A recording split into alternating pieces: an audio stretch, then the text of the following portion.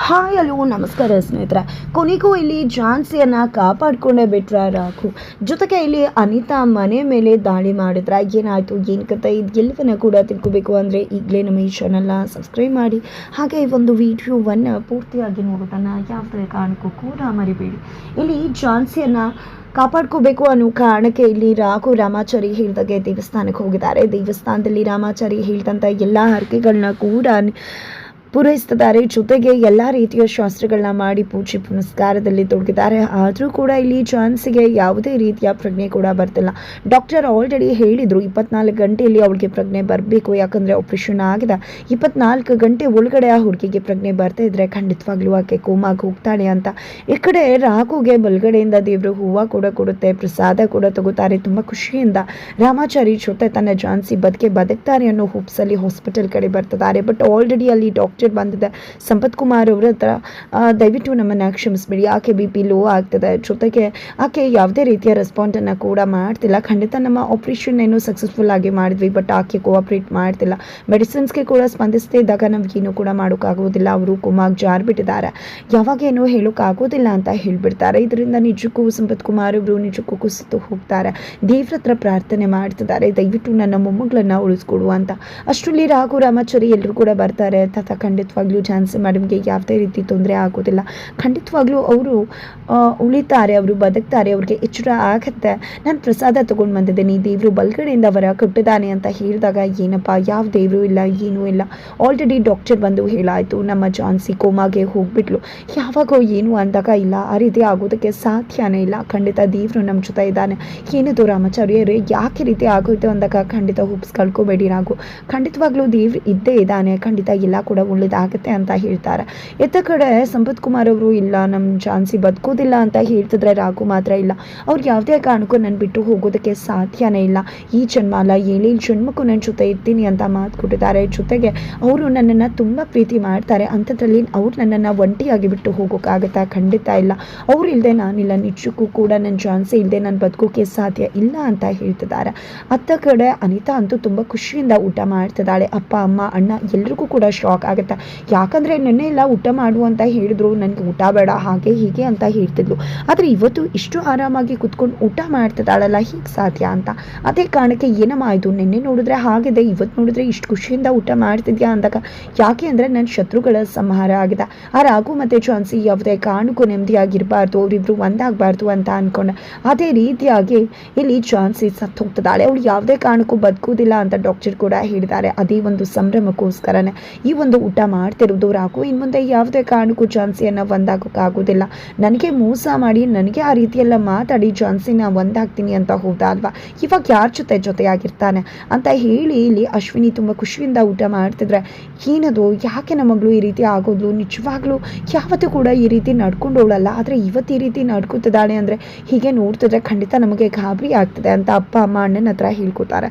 ಈ ಕಡೆ ಮಿಥುನ್ ಅಂತೂ ಖಂಡಿತ ಇದೇ ರೀತಿ ಆದರೆ ಇವಳಿಗೆ ತೊಂದರೆ ಆಗುತ್ತೋ, ಇವಳಿಂದ ಬೇರೆಯವ್ರಿಗೆ ತೊಂದರೆ ಆಗುತ್ತೋ, ಆದರೆ ಒಟ್ಟಿನಲ್ಲಿ ನಾವಂತೂ ನೆಮ್ಮದಿಯಾಗಿರೋಕೆ ಆಗೋದೇ ಇಲ್ಲ ಅಂತ ಹೇಳಿ ಮಿಥುನ್ ಕೂಡ ಹೇಳ್ತಾರೆ.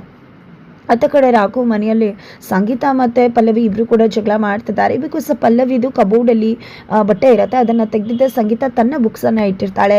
ತದನಂತರ ಇಲ್ಲಿ ಪಲ್ಲವಿ ಬಂದು ಬುಕ್ಸನ್ನು ತೆಗೆದು ಬಟ್ಟೆ ಇಡೋಕೆ ಹೋದಾಗ, ಯಾಕೆ ನನ್ನ ಬುಕ್ಸ್ನ ತೆಗಿತಾ ಇದೆಯಾ ಅಂದಾಗ, ನನ್ನ ಬಟ್ಟೆ ಇತ್ತಲ್ವ, ನೀನು ಯಾಕೆ ತೆಗ್ದೆ, ನಿನ್ನ ಬುಕ್ಸ್ನ ಎಲ್ಲಿ ಬೇಕಿದ್ರು ಇಟ್ಕೊ ಅಂದಾಗ, ನಾನು ಯಾಕೆ ಎಲ್ಲಿ ಬೇಕಿದ್ರು ಇಟ್ಕೊಳ್ಳಿ, ಇದು ನನ್ನ ಮನೆ, ನಾನು ಇಟ್ಕೊಂಡಿದ್ದೀನಿ, ನಿನ್ನ ಮದುವೆ ಆಗಿದೆ ಅಲ್ವಾ, ಮದುವೆ ಆಗಿ ಹೋದ ಮೇಲೆ ನಿನ್ನ ಗಂಡನ ಮನೆ, ನಿನಗೆ ಹೋಗ್ಬಿಟ್ಟು ಅಲ್ಲೇ ನಿನ್ನ ಬಟ್ಟೆಗಳನ್ನ ಇಟ್ಕೊ ಅಂತ ಹೇಳ್ತಾರೆ. ಏನು ಮಾತಾಡ್ತಿದ್ಯಾ ನೀನು ಅಂದಾಗ, ಹೌದು ನಾನು ಕರೆಕ್ಟಾಗೇ ಮಾತಾಡ್ತಿದ್ದೀನಿ, ಕೋಟಿ ಕಟ್ಲೆ ಖರ್ಚು ಮಾಡಿ ಅಣ್ಣ ನಿನ್ನ ಯಾಕೆ ಮದುವೆ ಮಾಡಿಕೊಟ್ಟಿದ್ದು, ನೀನು ಗಂಡನ ಮನೇಲಿ ಇರಬೇಕು ಅಂತ ತಾನೇ, ನೀನು ಯಾಕೆ ಎಲ್ಲಿದೆಯೋ ಮೊದಲು ಅಲ್ಲಿಗೆ ಹೋಗು ಅಂತ ಹೇಳಿದಾಗ, ಅಷ್ಟರಲ್ಲಿ ಅಜ್ಜಿ ದೊಡ್ಡಮ್ಮ ಎಲ್ಲರೂ ಕೂಡ ಬರ್ತಾರೆ. ಈ ಕಡೆ ಪಲ್ಲವಿ ನೋಡಿದ್ರ ಇವಳು ಹೇಗೆ ಮಾತಾಡ್ತಿದ್ದಾಳೆ ಅಂತ ಹೇಳಿದಾಗ ನಾವು ಕೂಡ ಕೇಳಿಸ್ಕೊಂಡ್ವಿ, ಅವಳು ಏನು ತಪ್ಪು ಮಾತಾಡ್ತಿದ್ದಾಳೆ, ಅವಳು ಸರಿಯಾಗಿ ಮಾತಾಡ್ತಿದ್ದಾಳಲ್ವ, ನಿಜವಾಗ್ಲೂ ಹೇಳಬೇಕು ಅಂದರೆ ಇವತ್ತೇ ನಿನ್ನ ಅಲ್ಲೇ ಬಿಟ್ಟು ಬರಬೇಕಿತ್ತು, ಸಮಯ ಸಂದರ್ಭ ಸರಿ ಇಲ್ಲ ಬೇಡ ಅಂತ ಹೇಳಿ ನಿನ್ನ ಕರ್ಕೊಂಡು ಬಂದಿದ್ದು, ಇನ್ನೂ ಯಾಕೆ ಎಲ್ಲಿದ್ಯಾ, ಹೋಗು, ನಿನ್ನ ಅಧಿಕಾರನ ಅಲ್ಲಿ ಚಲಾಯಿಸು, ಇಲ್ಲಿ ಚಲಾಯಿಸೋದಲ್ಲ, ಮದುವೆ ಆದಮೇಲೆ ನಿನ್ನ ಗಂಡನ ಮನೇಲಿ ಇರಬೇಕೇ ಹೊರತು ಅಪ್ಪನ ಮನೆಯಲ್ಲ ಅಂತ ಹೇಳ್ತಿದ್ದಾರೆ. ಈ ಕಡೆ ಪಲ್ಲವಿ ಏನು ಮಾತಾಡ್ತಿದ್ರಾ ನೀವು ಅಂತ ಕೇಳ್ತಿದ್ರೆ, ಈ ಕಡೆ ಮಂಜುಳವರು ಕೂಡ ಅಯ್ಯೋ ಯಾಕೆ ರಾಘು ಬರಲಿ ಆಮೇಲೆ ಎಲ್ಲ ಕೂಡ ತೀರ್ಮಾನ ಮಾಡೋಣ ಅಂತ ಹೇಳ್ತಾರೆ. ಜೊತೆಗೆ ಇಲ್ಲಿ ನಾನು ಕೊಟ್ಟಿರೋ ಮಾತನ್ನ ಉಳಿಸ್ಕೋಬೇಕು, ನಾನು ಅಲ್ಲಿ ತನಕ ಹೋಗಲ್ಲ ಅಂತ ಪಲ್ಲವಿ ಹೇಳಿದಾಗ, ಏನು ಕೊಟ್ಟಿರೋ ಮಾತು ನಿಂದು, ಅಲ್ಲಿ ಯಾರು ಮದುವೆ ಬೇಡ ಅಂತ ಹೇಳಿದ್ದು? ರಾಘು ಮದುವೆ ಆಗ್ತೀನಿ ಅಂತ ಬಂದ ಅಲ್ವಾ, ಆದರೆ ಮದುವೆ ಬೇಡ ಅಂತ ಹೇಳಿದ್ದು ನಿನ್ನ ನಾದ್ನಿ ತಾನೆ ಅಂತ ಹೇಳಿದಾಗ, ಆದರೂ ಕೂಡ ಅಲ್ಲಿ ನಡೆದಿದ್ದ ವಿಷಯ ಅದು ಇದು ಅಂತ ಹೇಳಿ ಪಲ್ಲವಿ ಮಾತಾಡೋಕೆ ಹೋದರೆ ಏನೂ ಇಲ್ಲ, ಸರಿಯಾಗಿ ಆಗಿದೆ, ಅಲ್ಲಿ ಏನಾಗಬೇಕೋ ಅದೇ ನಡೆದಿದೆ ಅಂತ ಹೇಳಿ ಮಾತನಾಡ್ತಾರೆ ಇಲ್ಲಿ ದೊಡ್ಡಪ್ಪ ಕೂಡ. ತದನಂತರ ಇಲ್ಲಿ ಪಲ್ಲವಿಗೆ ನಾನಲ್ಲಿ ಹೋದರೆ ಅವರು ಸೇರಿಸ್ಕೋತಾರ ಅಂತ ಕೇಳಿದಾಗ, ಯಾಕೆ ಸೇರಿಸ್ಕೊಳ್ಳೋದಿಲ್ಲ? ಅವಳೇ ಹೇಳಿದ್ದಲ್ವಾ, ಅಣ್ಣ ಮತ್ತೆ ಅದಕ್ಕೆ ಚೆನ್ನಾಗಿರಲಿ, ಅವ್ರ ಸಂಸಾರ ನೆಮ್ಮದಿ ಆಗಿರಲಿ, ನಾನು ಅದಕ್ಕೆ ತಲೆ ಹಾಕೋದಿಲ್ಲ ಅಂತ. ಅದೇ ಮಾತನ್ನ ಇಟ್ಕೊಂಡು ಹೋಗು ನೀನು, ಇಲ್ಲಿ ಜಬರ್ದಸ್ತಾಗಿ ಮಾತಾಡೋಕ್ಕಾಗುತ್ತೆ, ಹೋಗಿ ಅಲ್ಲಿ ದಬಾಯಿಸು ಅಂತ ಹೇಳ್ತಾರೆ. ತದನಂತರ ಆತ ಕಡೆ ಪಲ್ಲವಿ ಕೂಡ ಅವ್ರ ಮನೆಗೆ ಹೋಗ್ತಿದ್ದಾಳೆ. ಈತ ಕಡೆ ಡಾಕ್ಟರ್ ಬರ್ತಾರೆ. ಡಾಕ್ಟರ್ ಬರ್ತಿದ್ದಾಗೇ ಈ ಕಡೆ ರಾಘು ಝಾನ್ಸಿ ಮೇಡಮ್ಗೆ ಏನೂ ಆಗಲ್ಲ ಅಲ್ವಾ, ಝಾನ್ಸಿ ಮೇಡಮ್ ಹುಷಾರಾಗ್ತಾರೆ, ಆ ನಂಬಿಕೆ ನನಗಿದೆ, ಯಾಕಂದರೆ ದೇವ್ ನನಗೆ ವರ ಕೊಟ್ಟಿದ್ದಾರೆ ಅಂತ ಹೇಳಿದಾಗ, ಏನು ಮಾತಾಡ್ತಿದ್ರ ರಾಘು ಅವರೇ, ನಾವು ಡಾಕ್ಟರು, ನಮಗಿಂತ ನಿಮಗೆ ಗೊತ್ತಾಗತ್ತಾ? ನಾನು ಹೇಳ್ತಾ ಅಲ್ವಾ ಅವ್ರು ಕೋಮಾಗಿ ಜಾರಿದ್ದಾರೆ. ನಿಜ ಹೇಳಬೇಕು ಅಂದರೆ ಅವರು ವೆಂಟಿಲೇಟರಿಂದ ನಿಜವಾಗ್ಲೂ ಉಸಿರಾಡ್ತಿರೋದು, ಅದನ್ನು ತೆಗೆದೇ ಸತ್ತೇ ಹೋಗ್ಬಿಡ್ತಾರೆ. ನಮಗಿಂತ ಗೊತ್ತಾ ಬಿ ಪಿ ಎಷ್ಟು ಮಟ್ಟಿಗಿದೆ ಗೊತ್ತಾ, ಬಿ ಪಿನೇ ಫುಲ್ಲು ಆಗ್ತಾನೆ ಇದೆ ಅಂತ ಹೇಳ್ತಾರೆ. ಈ ಕಡೆ ರಾಘು ನಂಬಲ್ಲ ಅಂದಾಗ, ಸರಿ ಆಯಿತು ಬನ್ನಿ ನಿಮ್ಮನ್ನೇ ಕರ್ಕೊಂಡು ಹೋಗಿ ತೋರಿಸ್ತೀನಿ ಅಂದಾಗ, ಆ ಕಡೆ ಝಾನ್ಸಿ ಹತ್ರ ರಾಘುನ ಕರ್ಕೊಂಡು ಹೋಗ್ತಾರೆ. ಅಲ್ಲಿ ಲೋ ಆಗಿರುವುದು ಗೊತ್ತಾಗುತ್ತೆ. ಈ ಕಡೆ ಕಣ್ಣೀರು ಹಾಕ್ತಿದ್ದಾರೆ. ರಾಘು ಎಚ್ಚರ ಮಾಡೋಕ್ಕೆ ಟ್ರೈ ಮಾಡ್ತಾರೆ, ಬಟ್ ಝಾನ್ಸಿ ಯಾವುದೇ ರೀತಿಯಲ್ಲೂ ಕೂಡ ಎಚ್ಚರ ಆಗ್ತಿದ್ದಾಗ ನಿಜವಾಗ್ಲೂ ಕೂಡ ಕುಸಿದು ಹೋಗ್ತಾರೆ.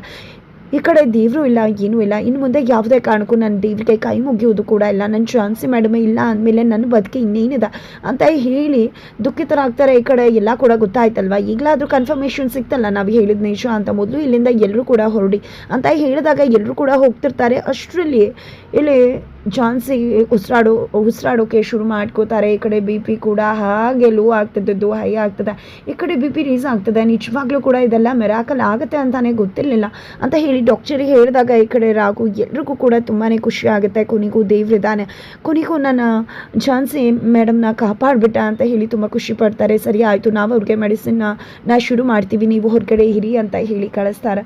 ನಂತರ ಈ ಕಡೆ ನಮ್ಮ ಝಾನ್ಸಿ ಮೇಡಮ್ಗೆ ಏನೂ ಆಗೋದಿಲ್ಲ, ಖಂಡಿತ ಅವರು ಹುಷಾರಾಗಿ ಬರ್ತಾರೆ, ನನ್ನ ಜೊತೆ ಇದ್ದೇ ಇರ್ತಾರೆ ಅಂತ ಹೇಳಿ ರಾಘು ಸಂಪತ್ ಕುಮಾರ್ ಅವ್ರಿಗೆ ಹೇಳ್ತಿದ್ದಾರೆ. ನಂತರ ರಾಮಾಚಾರಿ ಝಾನ್ಸಿಗೆ ಪ್ರಜ್ಞೆ ಬಂದಮೇಲೆ ನನ್ನನ್ನು ಕರಿ ಅಂತ ಹೇಳಿ ಅಲ್ಲಿಂದ ಹೊರಟ್ಬಿಡ್ತಾರೆ. ನಂತರ ಈ ಕಡೆ ರಾಘು ಮನೆಗೆ ಬಂದಿದ್ದಾರೆ. ಅತ್ತ ಕಡೆ ಪಲ್ಲವಿ ಅನಿತಾ ಮನೆಗೆ ಹೋದಾಗ, ನೀನು ಯಾಕೆ ಇಲ್ಲಿಗೆ ಬಂದಿದ್ಯಾ, ಯಾವುದೇ ಕಾರಣಕ್ಕೂ ನಿನಗೆ ಇಲ್ಲಿ ಜಾಗ ಇಲ್ಲ ಅಂದಾಗ ನೀನೇ ಅಲ್ವಾ ಹೇಳಿದ್ದು ಅಲ್ಲಿ ನನ್ನ ಮತ್ತು ಮಿಥುನ್ ಒಂದಾಗಲಿ ಅಂತ ಅಂದಾಗ, ಮಿಥುನ್ ಕೂಡ ಅದನ್ನೇ ಹೇಳ್ತಾರೆ, ನೀನೇ ಅಲ್ವಾ ಅನಿತಾ ಹೇಳಿದ್ದು ಅಂತ. ಆಗ ಅಂದಿದ್ದು ಬೇರೆ ರೀಸನ್ಗೆ, ಅವರು ಆಡಿದ ನಾಟಕದಿಂದ ನಾನು ಅಂಥ ಡಿಸಿಷನ್ನ ತೊಗೊಂಡಿದ್ದು. ಈಗ ನೀನು ಈ ಮನೆಗೆ ಬರಬೇಕು ಅಂದರೆ ನಿಮ್ಮಣ್ಣ ನನ್ನ ಕುತ್ತಿಗೆಗೆ ತಾಳಿ ಕಟ್ಟಲೇಬೇಕು, ನನ್ನ ಹತ್ರ ಬಂದು ಸಾರಿ ಕೇಳಲೇಬೇಕು, ಆಗ ಮಾತ್ರ ನಿನ್ನ ಬದುಕು ಚೆನ್ನಾಗಿರುತ್ತೆ, ಇಲ್ಲ ಅಂದರೆ ಮೊದಲು ಇಲ್ಲಿಂದ ಹೋಗ್ತಾ ಇರ್ಬೋದು, ನಂದೇ ಮಾತು ಇಲ್ಲಿ ನಡೆಯೋದು ಅಂತ ಹೇಳ್ತಾರೆ. ಈ ಕಡೆ ಅಪ್ಪ ಅಮ್ಮ ಅಣ್ಣ ತಿರುಗಿ ಬೀಳ್ತಾರೆ ಅನಿತಾಗೆ. ಬಟ್ ಇಲ್ಲಿ ಅನಿತಾ, ನೀವು ಇದೇ ರೀತಿ ಮಾತಾಡಿದೆ ನನ್ನನ್ನೇ ಕಳ್ಕೋಬೇಕಾಗುತ್ತೆ ಅಂತ ಹೆದರಿಸ್ಬಿಡ್ತಾಳೆ. ಹಾಗಾಗಿ ಎಲ್ಲರೂ ಕೂಡ ಸೈಲೆಂಟ್ ಆಗಬೇಕಾಗುತ್ತೆ.